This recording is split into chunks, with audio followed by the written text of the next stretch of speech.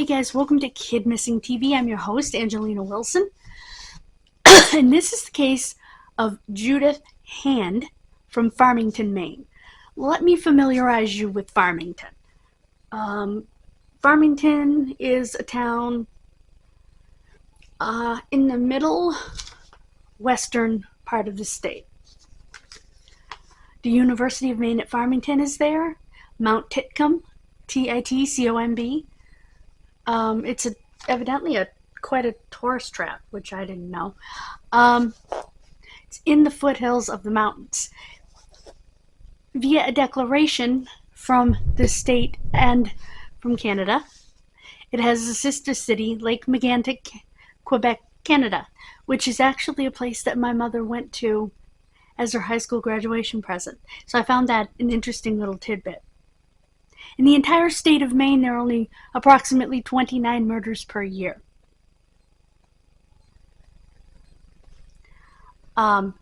Stephen King was actually born in Farmington. I know he lives in Bangor and has lived in Bangor forever, but he's actually from Farmington. Farmington is 56.86 square miles, so just about 56 square miles. So it's big. It is the county seat of the county of Franklin. And it has a population, as of the 2020 census, of 7,592. It is primarily white, as in 96.6% white. Given that it's in the far northeast of the country, is that really a surprise? 40 nights per year are below zero in temperature. 68 and a half nights are under freezing. So that's under 32 degrees. They were known for wool, wood, and apples. When I say that, sawmills, they grew apples, and they had sheep everywhere apparently back in the day, and had a lot of wool coming out of there. So there was a huge fire on October 22nd, 1886 that decimated the town. 19 businesses and 33 homes were destroyed. Yeah,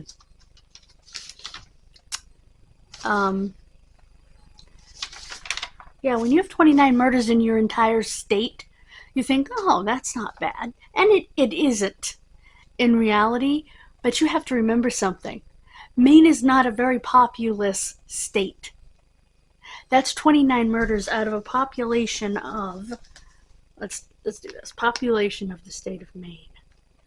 Hey Siri, what's the population of the state of Maine?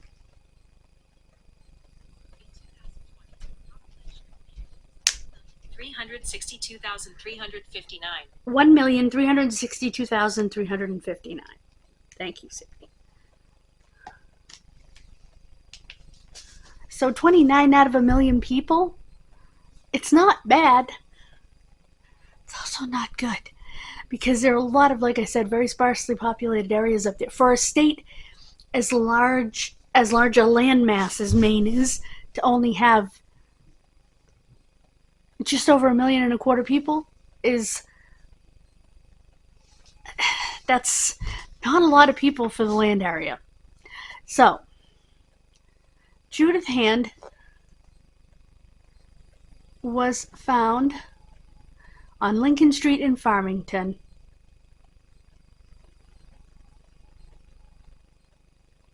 in a mountain of decomposing sawdust.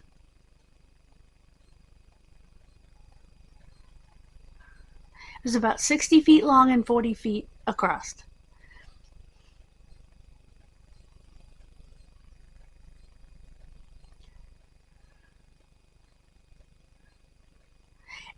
This was abandoned sawdust from the old mill. It had sat there for 20 years from the old Corson mill.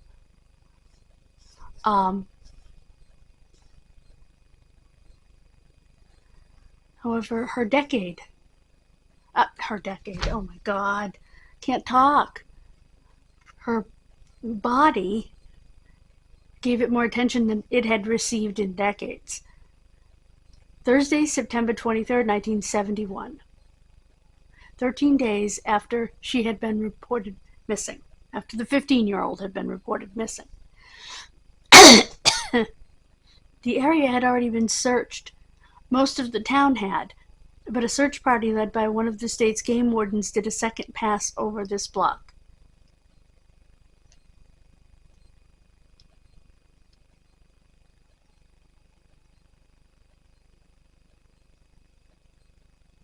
The Bangor Daily News described it as a swampy area, and at 9:12 a.m. on that morning, Deputy Hemingway, he's probably related to me and I'm not even kidding, made a terrible discovery. He noticed an indentation in the pile and felt something was amiss.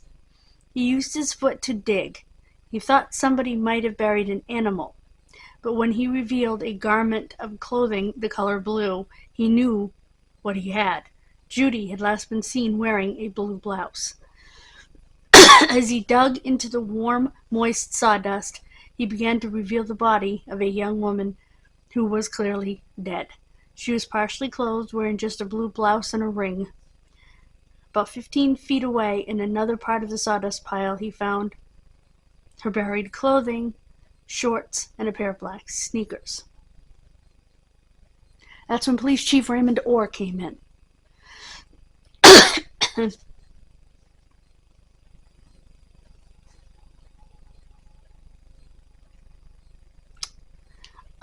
He knew he needed to hand the case to the state police because the little town of Farmington, which, did I mention the population of the town of Farmington? Yeah, I think I did. Just over 7,000? Not so much.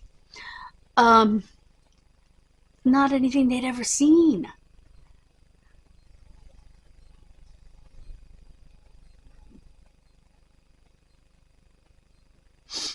Her mother, Lillian, was 42 years old when she got the news that her daughter had been murdered. Of course, it was a vicious blow to the entire Hand family, as they said.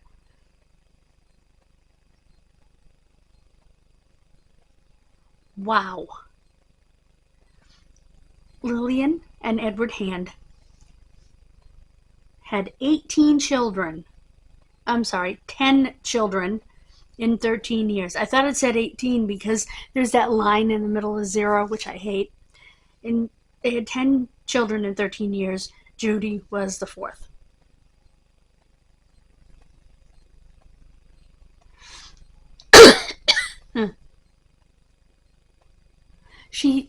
Judy helped to support the family. She never caused any trouble.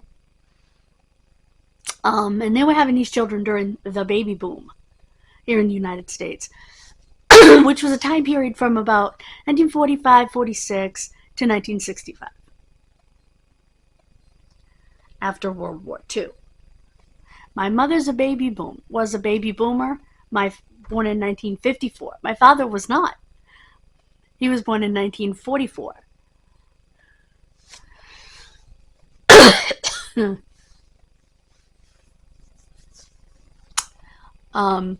During the war.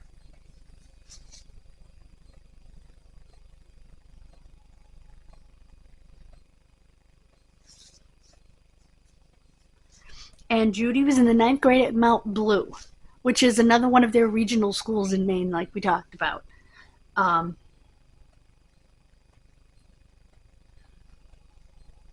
It was just a short walk up the street from her home.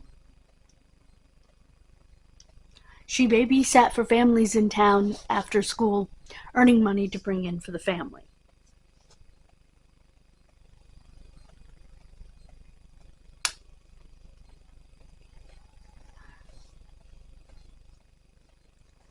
She worked for her mother's youngest brother, Roger, and his wife, Rita. Aunt Rita said, "She was so bubbly and full of life, very content in her world."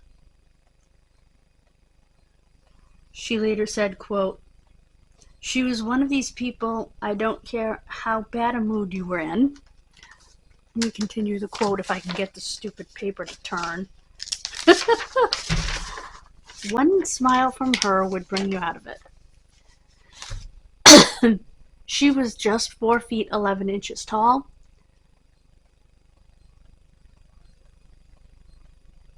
She had dimples and what they described as youthful baby fat, and a mop of blonde hair made her look like a little innocent cherub. Oh, she had dimples too.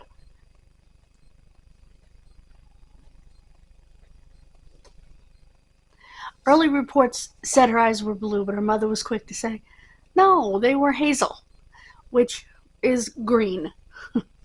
My mother's eyes, too, were hazel.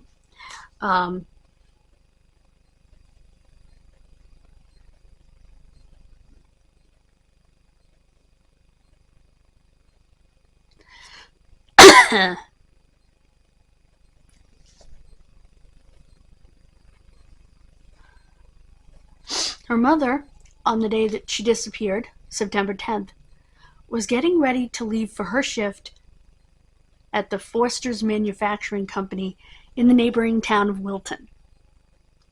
The next town from Wilton, by the way, is Dixfield.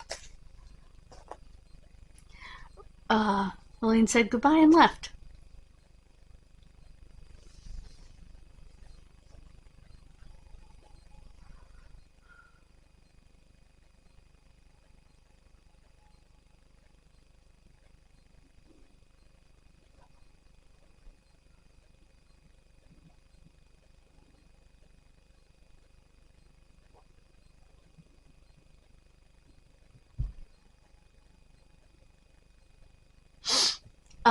Just before 3 o'clock, Judy left her family's home, walking, of course. Sunset was set to be at 6:56.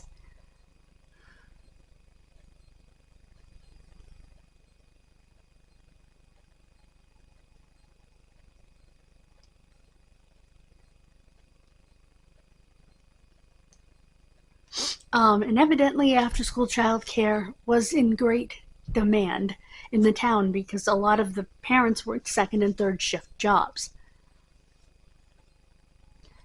So it was common. It was common when I was a kid, when I was a teenager, in the late 80s and early 90s.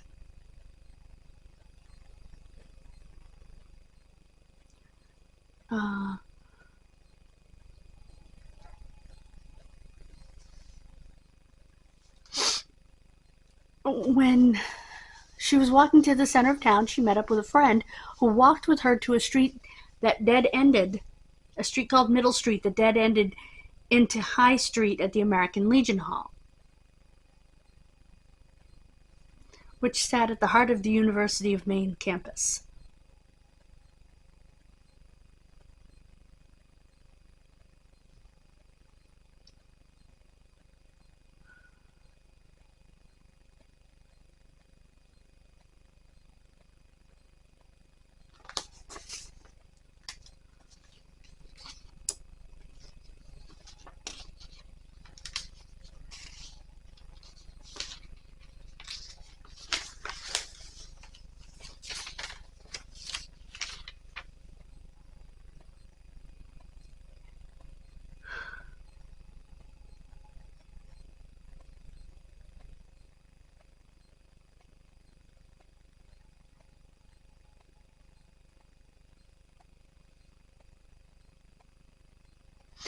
She was going to babysit for her Aunt Barbara.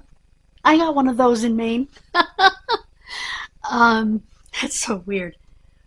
And her Aunt Barbara was getting irritated because she hadn't shown up yet. She was very responsible, but her aunt figured, she stopped to chat, or she turned on a TV show, lost track of time. Something happened, but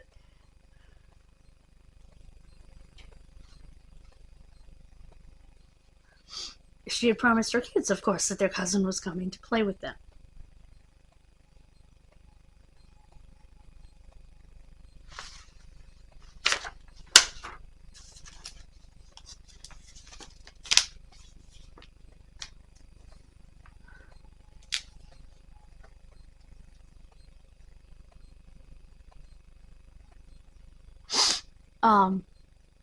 So finally, a little before 4 o'clock, Aunt Barbara called Mom at the factory and said, well, where the heck is Judith? And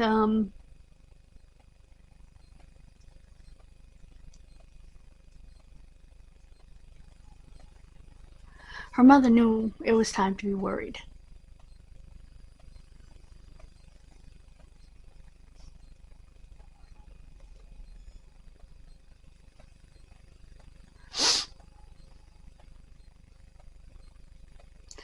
And her brothers went driving around, trying to find her.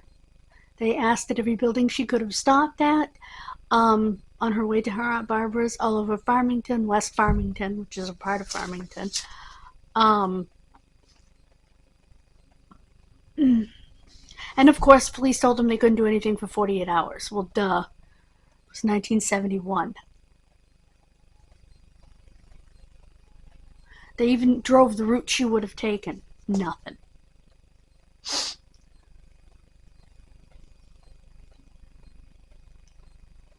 It was a sleepless night for her family.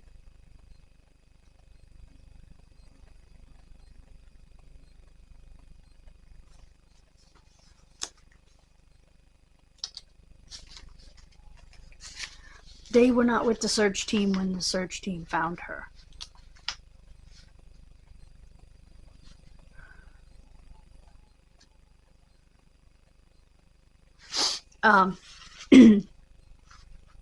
Since the 1960s, homicide cases in the grand old state of Maine, as it's known, have been handled by the state police major crimes unit.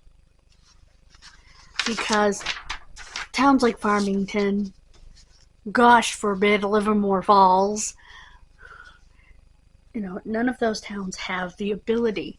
And I'm not surprised, by the way, that it was the game wardens that found her, because the game wardens can find just about anybody lost in the state of Maine. They're amazing. Definitely check out their show, Northwoods Law.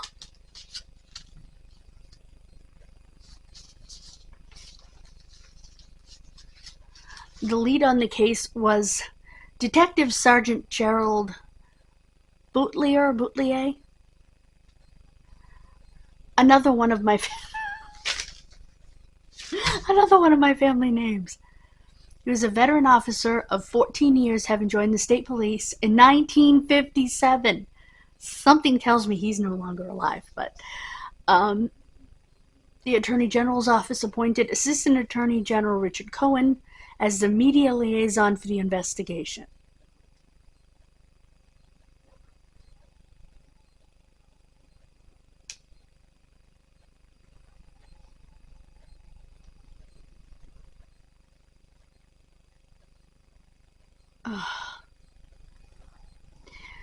It took them 2 weeks to find her, so unfortunately the medical examiner could not determine whether she had been sexually assaulted or if her life had been taken from her. She was buried in a pile of sawdust with her clothes buried in a pile nearby. Yeah, I don't think this was a natural death. Just saying. But they had had a ton of rain, like 3 inches of rain in the time period. And the sawdust was wet, generating heat and speeding up decomposition, unfortunately.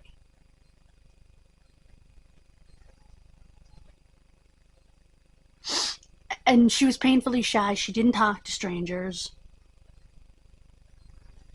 Okay, she was murdered, which we all figured out. And of course, it predated DNA technology.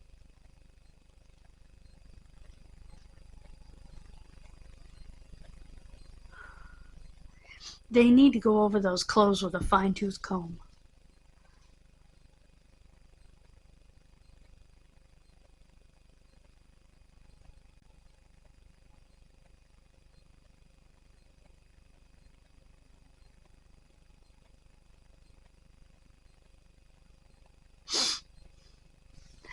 She didn't walk much further than where she was seen between High and Middle Streets.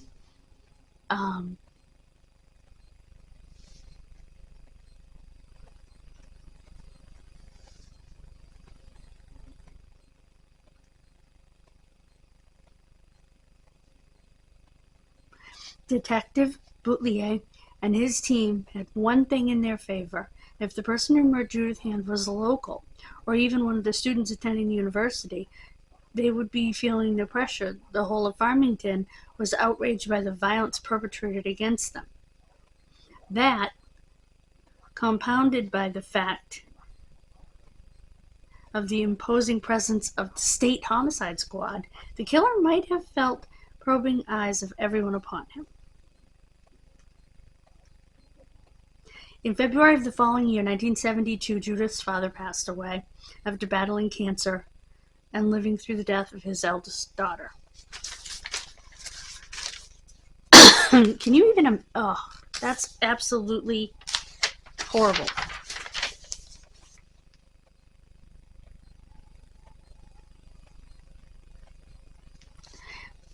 By the fall of 1988, the case was considered cold and very rarely reviewed. Yeah, because Maine doesn't have a cold case squad. They made one, then the idiot governor took it away. Trust me, I'm part of a team fighting for it. Alongside the family of Kimberly Moreau, the family of Kathy Moulton. So...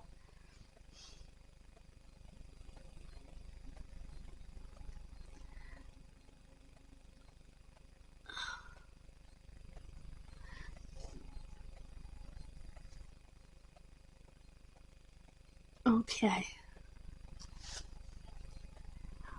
In late September of 1988, Farmington police officer Dennis Pike was watching the news and saw a segment about a man jailed in Connecticut who was being questioned in connection with the death of Mary Olenchuk, the girl murdered in Kennebunk the year before Judy died, whose case was also unsolved. The program brought up the old question of whether the two girls could have been killed by the same person. There was also a fleeting mention that at least two people had confessed to Judy's murder over the past 17 years, both of which turned out to be false.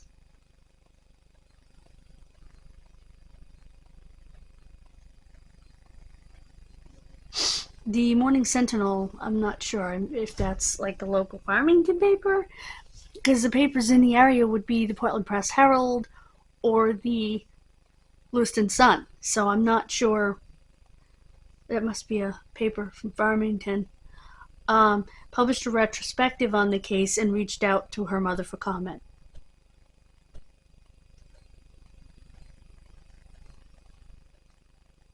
She said it was very painful, but it would be worth it in renewed interest, if renewed interest produced results. She said, quote, "It's been hard. You wonder if the killer's right near you.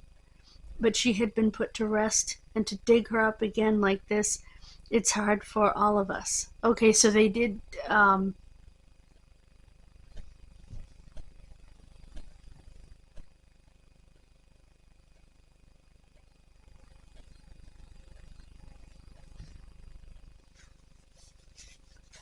Okay.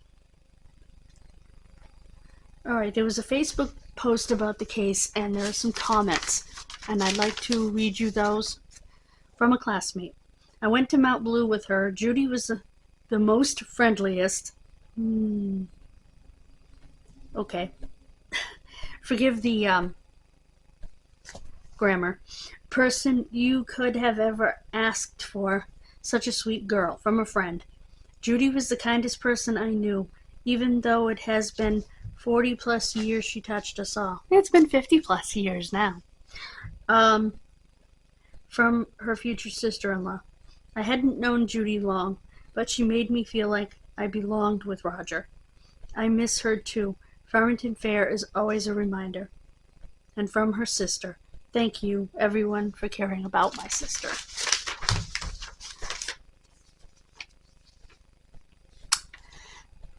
I would like to thank Murder, She Told, which is a Maine-based podcast, for the information and my research in this case.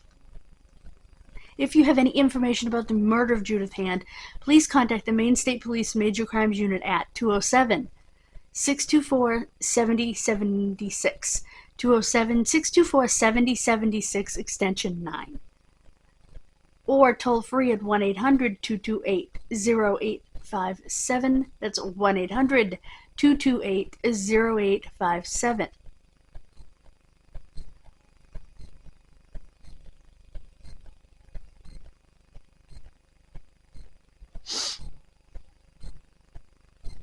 I will link Murder, She Told in the description.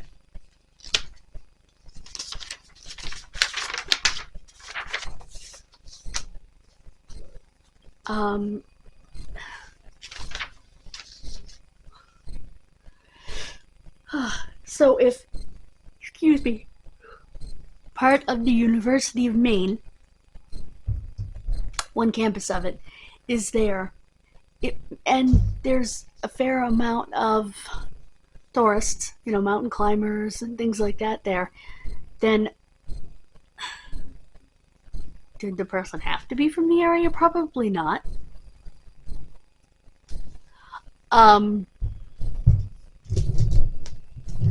Because who's to say she got into a vehicle willingly?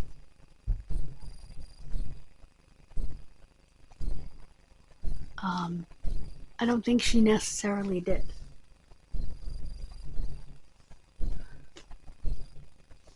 But we have 30% battery.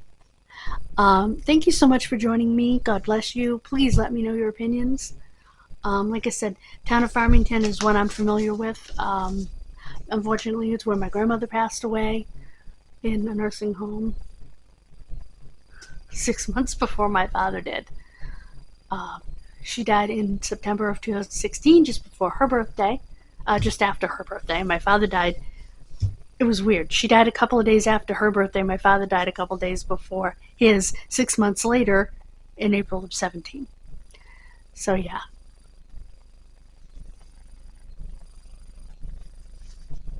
No, I have that backwards. She died in October of 17. My father died in April of 17. 2 days before his birthday, and she died 2 days after hers. So, thank you. Bye, guys. I will see you Wednesday.